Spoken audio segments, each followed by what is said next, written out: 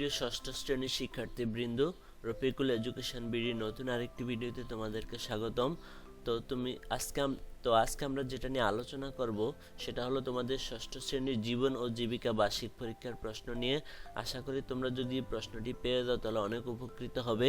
তো আমি জানি না তোমরা কে কীরকম প্রস্তুতি নিয়েছো, তবে এই প্রশ্নটা তোমরা সবটা দেখে নিবে এবং তোমরা কতটুকু পারো সেটা তোমরা নিজেদেরকে ঝালাই করে নিতে পারবে। তো এখানে ক বিভাগ থেকে যেটা আছে নৈবিত্তিক প্রশ্ন, তোমার ক বিভাগ থেকে এখানে 15টি নৈবিত্তিক প্রশ্ন থাকবে, এক এক করে 15টার মান 15। তারপরে আবার সংক্ষিপ্ত প্রশ্ন থাকবে, এখানে আবার 10টার মার্কস 10। তো প্রথমেই নৈবিত্তিক প্রশ্ন আমি দেখব। 1 নম্বরে কি দেওয়া আছে? লিওনার্দো দা ভিঞ্চি কে?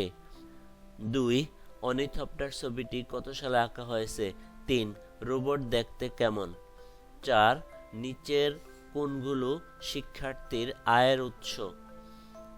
5 কাকেইব অর্থ কী? তারপরে 6 এখানে ছোট্ট একটি উদ্দীপক দেওয়া আছে, নিচের অনুচ্ছেদটি পড়ো এবং 6 এবং 7 নং প্রশ্নের উত্তর দাও। রেহানা ঈদের দিন 500 টাকা স্যালামি পেয়েছে, এই স্যালামি থেকে সে 100 টাকার একটি খেলনা ক্রয় করলো।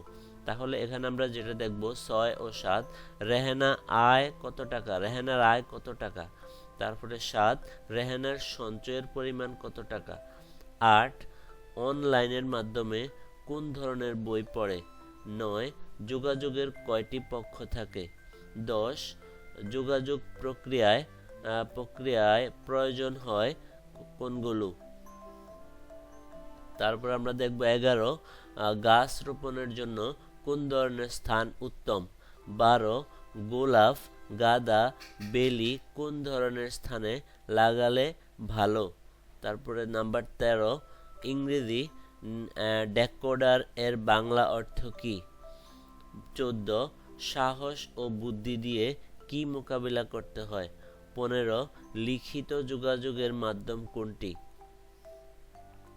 তো প্রিয় শিক্ষার্থীরা, এই ছিল তোমাদের নৈমিত্তিক প্রশ্ন 1 থেকে 15। এবার আমরা এক কথায় উত্তর দাও দেখব 10টি, এক এক করে 10টির মার্কস হবে 10। 1 রাইট ব্রাদার্স নামে পরিচিত কারা? 2 রোবটের কাজের প্রোগ্রাম কে ঠিক করে দেয়? 2 রোবটের কাজের প্রোগ্রাম কে ঠিক করে দেয়? 3 বিপদের বন্ধু কি? 4 প্রয়োজনের অতিরিক্ত কোনো কিছু করা কি? 4 প্রয়োজনের অতিরিক্ত কোনো কিছু করা কি? 5 মাইলস্টোন অর্থ কি? 6 পাইলটের কাজ কি? 7 কম্পোস্ট কোন ধরনের সার? 8 চারা গাছের অতিরিক্ত শিফট কি করতে হয়? 9 লক্ষ্য অর্জনের জন্য গুরুত্বপূর্ণ ধাপের নাম কি? 10 সঞ্চয় আমাদের কি বাড়িয়ে দেয়? এবার আমরা দেখব খ বিভাগ থেকে আরও সংক্ষিপ্ত প্রশ্ন উত্তর 10টা, 2 করে 10 দুগুণে 20। 1 আর্থিক ডায়েরি বলতে কি বোঝায়? 2 স্কুল ব্যাংকিং হিসাবের 2টি সুবিধা লিখো। 3 দীর্ঘমেয়াদী পরিকল্পনা বলতে কি বোঝায়? 4 চালকবিহীন গাড়ির সুবিধা কি? 5 হলোগ্রাফি কোন ক্ষেত্রে ব্যবহার হয়? 6 রেড ক্রিসেন্টস কি উদ্দেশ্যে প্রতিষ্ঠিত হয়েছিল? 7 চারা রোপণের স্থান নির্বাচন কয় ভাগে ভাগ করা যায়? 8 মিশ্র প্রজাতির বাগান বলতে কি বোঝায়? 9 যোগাযোগ দক্ষতা কি ব্যাখ্যা করো। 10 কার্যকর যোগাযোগের 2টি সুবিধা লিখো। তো প্রিয় শিক্ষার্থীরা, এই ছিল তোমাদের সংক্ষিপ্ত প্রশ্নের গুলো। তো এবার আমরা গ বিভাগে চলে আসলাম। গ বিভাগে তোমাদের দৃশ্যপটবিহীন মানে উদ্দীপক ছাড়া প্রশ্ন থাকবে। এখানে 1টা 2টা 3টা 4টা 5টা প্রশ্ন দেওয়া আছে, যে কোনো 3টির উত্তর করতে হবে। 1 সঞ্চয় বলতে কি বুঝো? মানব জীবনের সঞ্চয়ের গুরুত্ব লিখো। 2 অনলাইন ব্যবসা কি? অনলাইনে ফসল বিক্রি করার পদ্ধতি ও কৌশল সম্পর্কে লিখো। 3 কার্যকর যোগাযোগ দক্ষতা অনুশীলনের বিবেচ্য বিষয় সম্পর্কে লিখো। 4 চারা নির্বাচনের ক্ষেত্রে কি কি বিষয় বিবেচনা করবে? 5 সমস্যা সমাধানে যোগাযোগ দক্ষতা গুরুত্বপূর্ণ ভূমিকা রাখে? ব্যাখ্যা করো। তো প্রিয় শিক্ষার্থীরা, এই ছিল তোমাদের গ বিভাগের দৃশ্যপটবিহীন প্রশ্ন। এবার আমরা ঘ বিভাগে চলে আসব, রচনামূলক প্রশ্ন দৃশ্যপট নির্ভর। তার মানে এখানে তোমার উদ্দীপক দেওয়া থাকবে, উদ্দীপক থেকে প্রশ্নগুলোর উত্তর করতে হবে। 1. আমরা মনের ভাব প্রকাশের জন্য বিভিন্নভাবে যোগাযোগ স্থাপন করি, কখনো কথা বলার মাধ্যমে, আবার কখনো বিভিন্ন শব্দ প্রয়োগের মাধ্যমে এরূপ যোগাযোগের কাজ সম্পন্ন হয়ে থাকে। এক্ষেত্রে সঠিক উপায় যোগাযোগ প্রতিষ্ঠার উপর যোগাযোগের ফলপ্রসূতা নির্ভর করে। তাহলে এখান থেকে যে দুইটা প্রশ্ন উত্তর করতে হবে। ক. শরীরী ভাষায় যোগাযোগের প্রভাব সম্পর্কে লিখো। খ. মৌলিক যোগাযোগ এবং শরীরী ভাষায় যোগাযোগের ধরনের তুলনামূলক আলোচনা করো। তারপরে নাম্বার 2 প্রশ্ন, রীতা ষষ্ঠ শ্রেণীতে পড়ে। তাদের বসত বাড়িতে বিভিন্ন ধরনের ফলদ, বনজ ও ঔষধি গাছ রয়েছে, তবে স্থান সংকুলান না হওয়ায় তার মা কিছু চারা বিভিন্ন টবে রোপণ করে নিয়মিত পরিচর্যা করে। রীতা নিজের মাকেও চারা পরিচর্যার কাজে সহায়তা করে, আর এ কাজে সহযোগিতা করতে গিয়ে সে নিজেও এখন চারা রোপণ ও পরিচর্যায় পটু হয়ে উঠেছে। তাহলে ক নাম্বারে যেটা আমরা দেখব, চারা লাগানোর পদ্ধতি উল্লেখ করো। খ. রোপিত চারা সংরক্ষণের উপায় উল্লেখ করো। এবার নাম্বার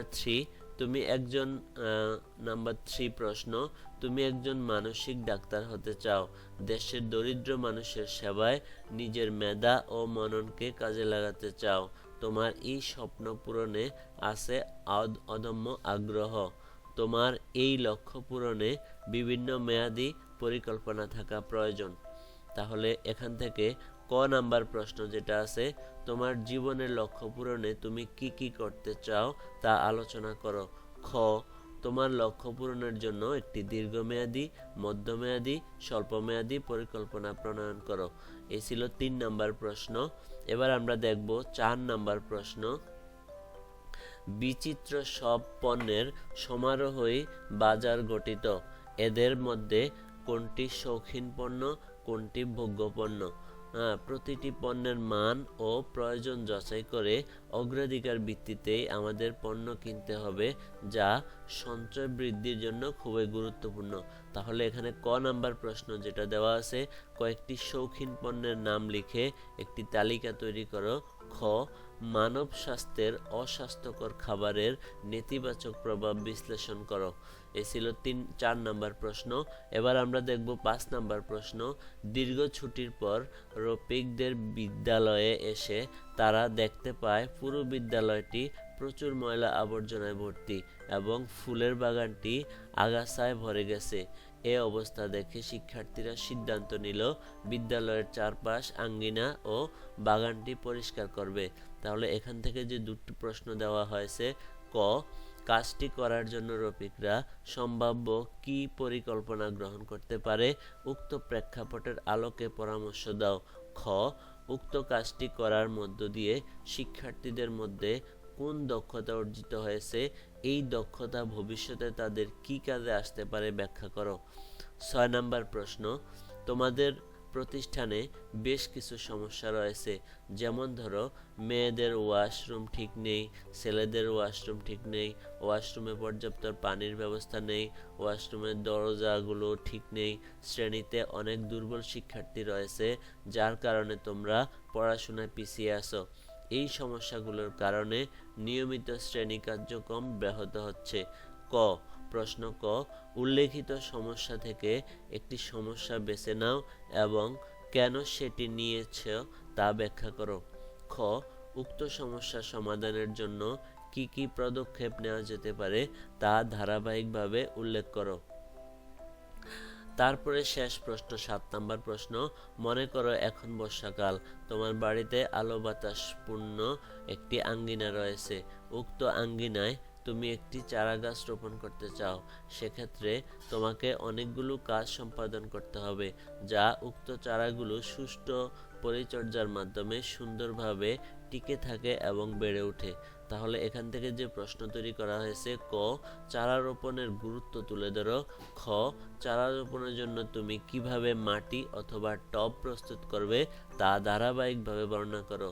তো প্রিয় শিক্ষার্থীরা, এই ছিল তোমাদের পুরো জীবন ও জীবিকা প্রশ্ন ষষ্ঠ শ্রেণীর।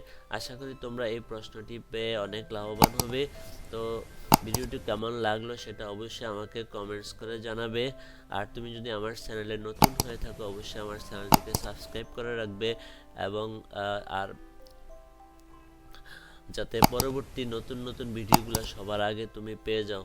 তো কথা আর বাড়াচ্ছি না, সবাই সুস্বাস্থ্য ও দীর্ঘায়ু কামনা করে আজকের ভিডিও এখানেই শেষ করছি। সবাই ভালো থেকো, আল্লাহ হাফেজ।